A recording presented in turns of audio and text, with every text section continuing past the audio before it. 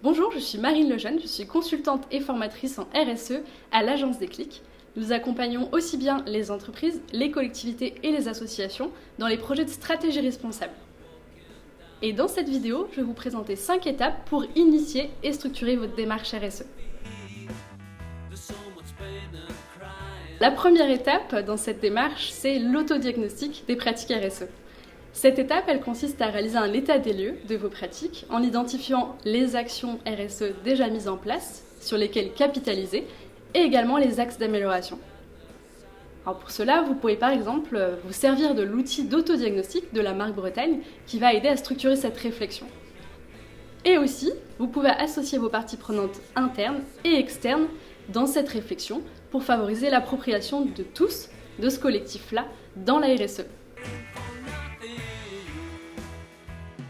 La deuxième étape, c'est de définir votre raison d'être. La RSE, c'est avant tout apporter une vision stratégique de l'entreprise, de se demander à quels enjeux de développement durable elle peut contribuer.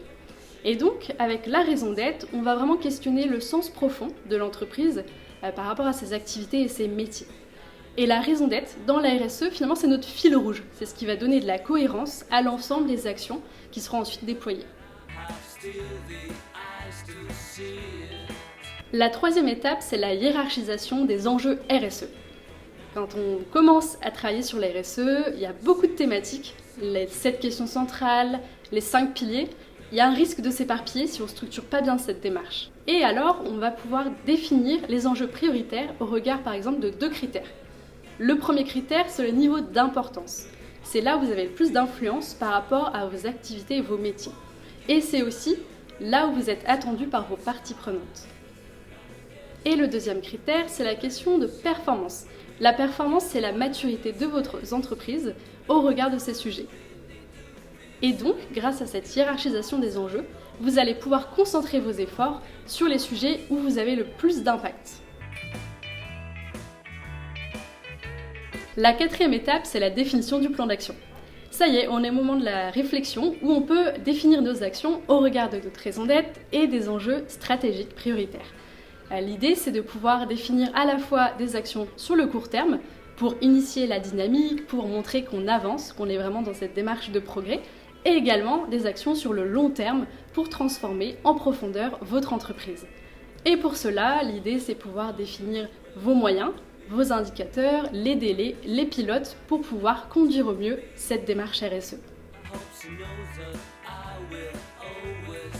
La dernière étape, c'est l'animation et le pilotage de votre démarche RSE.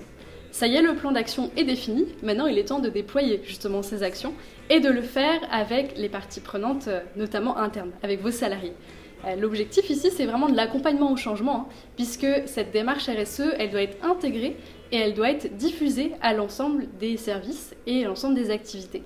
Et pour cela, on peut utiliser différents outils, par exemple des formations pour accompagner la montée en compétences, des sensibilisations pour favoriser les prises de conscience, ou également des groupes de travail pour aller plus loin sur certaines thématiques. L'ambition avec ça, c'est vraiment qu'on puisse accompagner sur le long terme la démarche et la faire vivre au quotidien.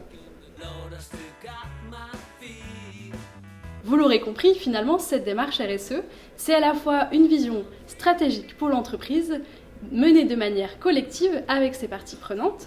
Pour cela, on va pouvoir questionner l'utilité de l'entreprise par rapport à la société et également transformer en profondeur les pratiques de l'entreprise.